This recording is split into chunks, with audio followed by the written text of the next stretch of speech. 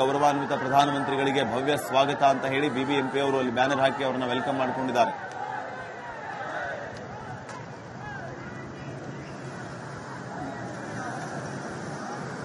ರಸ್ತೆ ಮಾರ್ಗವಾಗಿ ಪ್ರಧಾನಿ ಮೋದಿ ಅವರು ಈಗಾಗಲೇ ಸಂಚರಿಸ್ತಾ ಇರುವಂತದ್ದು. ಈಗ ನೋಡಿ ತಾವು ಗಮನಿಸ್ತಾ ಇರುವಂತಹ ಅದ್ಭುತ ದೃಶ್ಯಗಳು.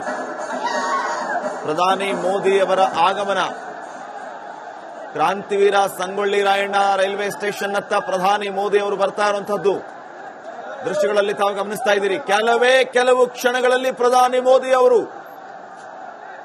ಕ್ರಾಂತಿವೀರ ಸಂಗೊಳ್ಳಿ ರಾಯಣ್ಣ ರೈಲ್ವೆ ಸ್ಟೇಷನ್ ತಲುಪಲಿಕ್ಕಿದ್ದಾರೆ. ಅಲ್ಲಿ 3 ವಂದೇ ಭಾರತ್ ಟ್ರೈನ್ಗಳಿಗೆ ಚಾಲನೆಯನ್ನ ನೀಡಲಿಕ್ಕಿದ್ದಾರೆ, ಹಸಿರು ನಿಶಾನೆಯನ್ನ ತೋರಲಿಕ್ಕಿದ್ದಾರೆ. ಪ್ರಧಾನಿ ಮೋದಿ ಅವರನ್ನ ಕಣ್ತುಂಬಿಕೊಂಡ ಕಾರ್ಯಕರ್ತರಲ್ಲಿ ಸಂತೋಷ, ಸಂತಸ ಮನೆ ಮಾಡಿದೆ. ಕುಣಿದು ಕುಪ್ಪಳಿಸ್ತಾ ಇದ್ದಾರೆ. ವೆಲ್ಕಮ್ ಟು ಬೆಂಗಳೂರು ಅಂತ ಕೈಯಲ್ಲಿ ಫಲಕ ಇಟ್ಕೊಂಡಿದ್ದಾರೆ ನೋಡಿ. ಪ್ರಧಾನಿ ಮೋದಿ ಅವರಿಗೆ ಹೋದಲೆಲ್ಲ ಭವ್ಯ ಸ್ವಾಗತ ಸಿಗ್ತಾ ಇದೆ.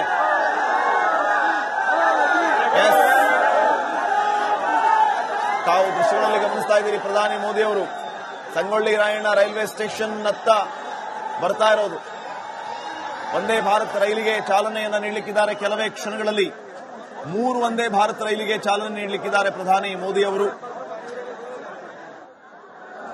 ಇದಾದ ಮೇಲೆ ಐಐಐಟಿ ಆಡಿಟೋರಿಯಂನಲ್ಲಿ ಪ್ರಧಾನಿ ಮೋದಿ ಅವರ ವಿಶೇಷ ಕಾರ್ಯಕ್ರಮ ಕೂಡ ಇದೆ. ಅಲ್ಲಿ ಎಲ್ಲಾ ರೀತಿಯ ವ್ಯವಸ್ಥೆಯನ್ನ ಕೂಡ ಮಾಡಿಕೊಳ್ಳಲಾಗಿದೆ.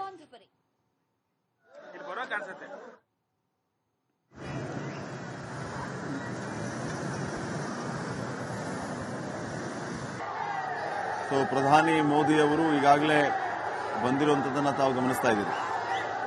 ಪ್ರಧಾನಿ ಮೋದಿ ಅವರು ರಸ್ತೆಯುದ್ದಕ್ಕೂ ಕಾರ್ಯಕರ್ತರತ್ತ ಕೈ ಬೀಸಿ ಶುಭಾಶಯಗಳನ್ನು ಕೋರ್ತಾ ಇದ್ದಾರೆ. ಇನ್ನ ಪ್ರಧಾನಿ ಮೋದಿ ಅವರನ್ನ ಕಂಡ ಕಾರ್ಯಕರ್ತರಲ್ಲೂ ಹುಮ್ಮಸ್ಸು ಮನೆ ಮಾಡಿದೆ. ಮೋದಿ ಇವತ್ತು ಹಳದಿ ಮಾರ್ಗ ಲೋಕಾರ್ಪಣೆಯನ್ನ ಮಾಡಲಿಕ್ಕಿದ್ದಾರೆ. ರಾಗಿಗುಡ್ಡ ಮೆಟ್ರೋ ನಿಲ್ದಾಣದಿಂದ ಕೋನಪ್ಪನ ಅಗ್ರಹಾರಕ್ಕೆ ಮೆಟ್ರೋದಲ್ಲಿಯೇ ಅವರು ಪ್ರಯಾಣ ಬೆಳೆಸಲಿಕ್ಕಿದ್ದಾರೆ. ಮಹಿಳಾ ಲೋಕೋ ಪೈಲಟ್ ವಿನೂತಾ ಅವರು ಈ ರೈಲಿಗೆ ಸಾರಥಿಯಾಗಿರ್ತಾರೆ. ಪ್ರಧಾನಿ ಮೋದಿ ಅವರೊಂದಿಗೆ ಒಟ್ಟು 117 ಜನ ಮೆಟ್ರೋದಲ್ಲಿ ಪ್ರಯಾಣ ಮಾಡಲಿಕ್ಕಿದ್ದಾರೆ. ಬಹುನಿರೀಕ್ಷಿತ ನಮ್ಮ ಮೆಟ್ರೋ ಹಳದಿ ಮಾರ್ಗ ಎಲ್ಲೋ ಮೆಟ್ರೋ ಲೈನ್ ಲೋಕಾರ್ಪಣೆಗೆ ಸಜ್ಜಾಗಿದೆ. ಪ್ರಧಾನಿ ನರೇಂದ್ರ ಮೋದಿ ಅವರು ಹಸಿರು ನಿಶಾನೆಯನ್ನು ತೋರಲಿದ್ದಾರೆ.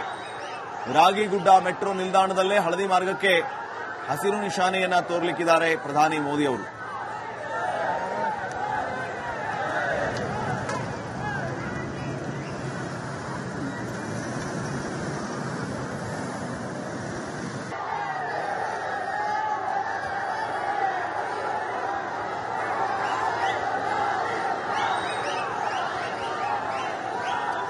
ನೋಡಿ ಈಗ ತಾವು ಗಮನಿಸ್ತಾ ಇರುವಂತಹ ದೃಶ್ಯಗಳು.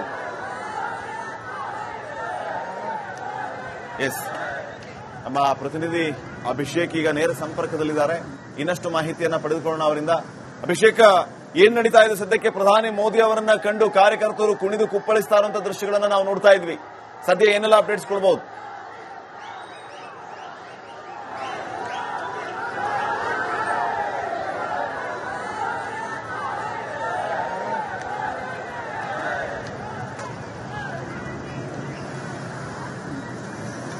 ಪಾಟೀಲ್ರೆ, ಮೊದಲನೇದಾಗಿ ಪ್ರಧಾನಿ ನರೇಂದ್ರ ಮೋದಿ ಅವರು ಚಾಲುಕ್ಯ ವೃತ್ತದ ಮಾರ್ಗವಾಗಿ ಈ ಸದ್ಯ ಅಂದ್ರೆ ಸುಮಾರು ಒಂದು 30 ರಿಂದ 40 ಸೆಕೆಂಡ್ ಮೊದಲಷ್ಟೇ ಇದೇ ಮಾರ್ಗವಾಗಿ ಅಂದ್ರೆ ಕ್ಯಾಮರಾ ಪರ್ಸನ್ ಮಧುರ್ ಅವರು ನಿಮಗೆ ಯಾವ ರಸ್ತೆಯನ್ನ ತೋರಿಸ್ತಾ ಇದ್ದಾರೆ ಅದೇ ಮಾರ್ಗವಾಗಿ ಕ್ರಾಂತಿವೀರ ಸಂಗೊಳ್ಳಿ ರಾಯಣ್ಣ ರೈಲ್ವೆ ನಿಲ್ದಾಣದ ಆವರಣವನ್ನ ತಲುಪಿದ್ದಾರೆ. ಒಂದು ಗಮನಿಸಬೇಕಾಗಿರುವಂತದ್ದು, ವ್ಯವಸ್ಥಿತವಾದಂತ ಭದ್ರತೆಯನ್ನ ನಿಯೋಜನೆಯನ್ನ ಪೊಲೀಸರು ಈ ಬಾರಿ ಮಾಡಿಕೊಂಡಿದ್ರು.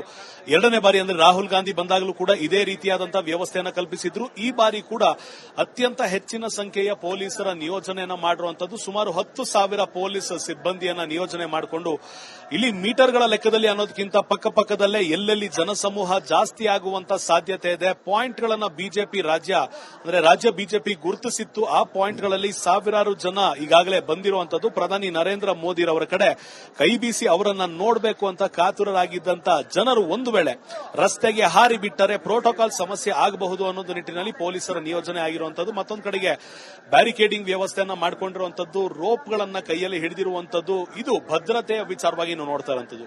ಮತ್ತೊಂದು ಕಡೆಗೆ ಇಡೀ ಪ್ರಧಾನಿ ನರೇಂದ್ರ ಮೋದಿರವರು ಸಾಗುವಂತ ಮಾರ್ಗದುದ್ದಕ್ಕೂ ಒಂದಿಷ್ಟು ಬಿಜೆಪಿಯ ಬಾವುಟಗಳು, ಕೇಸರಿ ಬಾವುಟಗಳನ್ನ ನಾವು ನೋಡ್ತಿರುವಂತದ್ದು. ಅವರನ್ನ ಸ್ವಾಗತ ಕೋರಿ ಬಿಬಿಎಂಪಿ ಕೂಡ ಒಂದು ಕಡೆ ಅವರಿಗೆ ಹೂವಿನ ಅಲಂಕಾರದ ಮುಖಾಂತರ ಅವರನ್ನ ಸ್ವಾಗತ ಮಾಡ್ತಿರುವಂತದ್ದು. ಅಂದ್ರೆ ವಿವಿಧ ಯೋಜನೆಗಳಿಗೆ ಉದ್ಘಾಟನೆ ಮಾಡೋದಕ್ಕೆ, ಲೋಕಾರ್ಪಣೆ ಮಾಡೋದಕ್ಕೆ ಬರ್ತಿದ್ದಾರೆ ಅಂತ.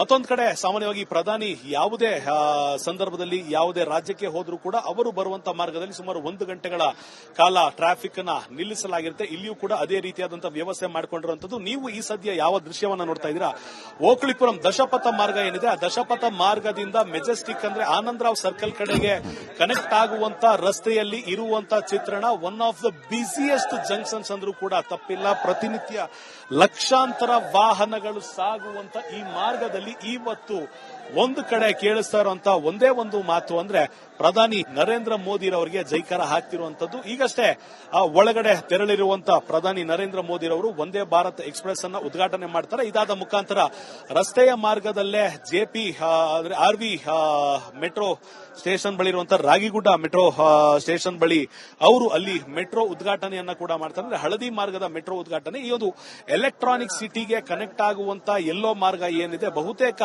ಈ ಐಟಿ ಹಾಗೂ ಬಿಟಿ ಸೆಕ್ಟರ್ ಇರ್ಬೋದು, ಕಾರ್ಪೊರೇಟ್ ಕಂಪನಿಗಳಿರ್ಬೋದು, ಔಟರ್ ರಿಂಗ್ ರೋಡ್ ನಲ್ಲಿ ಇದ್ದಂತ ಬಹುತೇಕ ಟ್ರಾಫಿಕ್ ಸಮಸ್ಯೆಗೆ ಕನಿಷ್ಠ ಪಕ್ಷ ಅಂದ್ರೂ 40% ನಷ್ಟು ಒಂದು ಉತ್ತರವನ್ನ ಕೊಡುವಂತ ಒಂದು ಎಲ್ಲೋ ಮಾರ್ಗ ಇದಾಗಿದೆ. ಒಂದು ವೇಳೆ ಇದನ್ನ ಕಾರ್ಯರೂಪಕ್ಕೆ ಅದ್ದೂರಿಯಾಗಿ ತರೋದಾಯ್ತು ಅಥವಾ ನಿಜವಾಗಿಯೂ ಕೂಡ ಅದರ ಕಂಪ್ಲೀಟ್ ಬೆನಿಫಿಟ್ ಅನ್ನ ಪಡ್ಕೊಳ್ಳೋದೇ ಆಯ್ತು ಅಂದ್ರೆ ಮೆಟ್ರೋದ ಇವತ್ತಿನ ರೈಡರ್ಶಿಪ್ ಸುಮಾರು 6 ರಿಂದ 8 ಲಕ್ಷ ಇದೆ ಈಗಿರುವಂತಹ 2 ಮಾರ್ಗಗಳಲ್ಲಿ.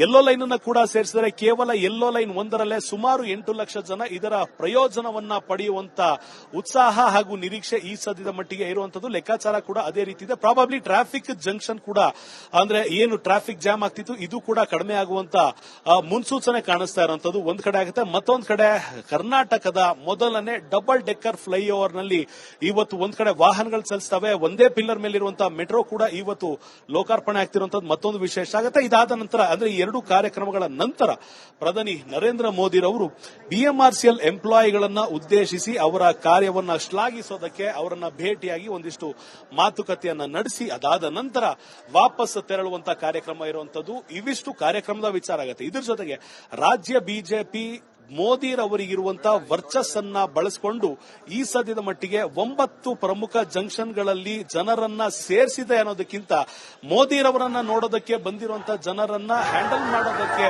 ವಿವಿಧ ವ್ಯವಸ್ಥೆಗಳನ್ನ ಕಲ್ಪಿಸಿರುವಂತಹ ಚಿತ್ರಣ ಈ ಸದ್ಯದ ಮಟ್ಟಿಗೆ ಕ್ರಾಂತಿವೀರ ಸಂಗೊಳ್ಳಿ ರಾಯಣ್ಣ ರೈಲ್ವೆ ನಿಲ್ದಾಣದ ಬಳಿ ಇರುವಂತದ್ದು. ಪಾಟೀಲ್ ರೇ, ಓಕೆ, ಥ್ಯಾಂಕ್ ಯು ವಿಷಯಕ ಮಾಹಿತಿಗಾಗಿ.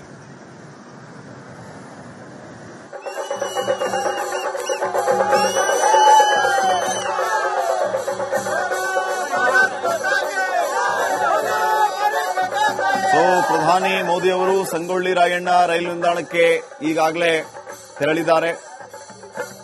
ಪ್ರಧಾನಿ ಮೋದಿ ಅವರು ಇಲ್ಲಿ 3 ವಂದೇ ಭಾರತ್ ಟ್ರೈನ್ಗೆ ಚಾಲನೆಯನ್ನ ನೀಡಲಿಕ್ಕಿದ್ದಾರೆ. ಬೆಂಗಳೂರು ಬೆಳಗಾವಿ ವಂದೇ ಭಾರತ್ ರೈಲಿಗೆ ಅವರು ಹಸಿರು ನಿಶಾನೆಯನ್ನ ತೋರಲಿಕ್ಕಿದ್ದಾರೆ.